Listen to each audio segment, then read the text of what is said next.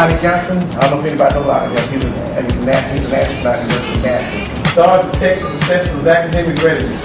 It replaces our Texas Assessment of Knowledge and Skills Test, which is also known as the TAKS. The start begins this year, 2012.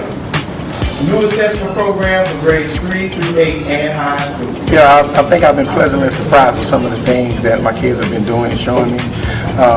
And for whatever reason, they're focusing a lot on the testing, and they're focusing a lot on the material that we're giving them. The Texas Essential Knowledge and Skills is a college and career readiness curriculum. Any child who graduates with the recommended graduation plan is ready for college, and certainly every student in Beaumont, with the proximity of Lamar University here, has an opportunity to go to college.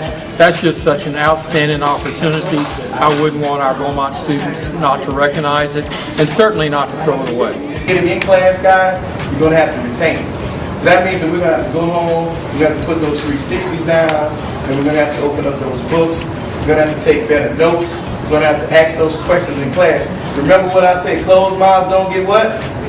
Where we have to be is by being more creative, by being more independent, by having a lot more problem-solving capabilities. And we're told that the TEKS curriculum promotes exactly that. And supporting standards, which are things which the kids should have been exposed to at some level in preceding grades, and work up to that readiness standard. Their special education, and so they'll take most of them will take the STAR M, but some of them actually are taking the regular STAR test as well, and they're doing very well in that.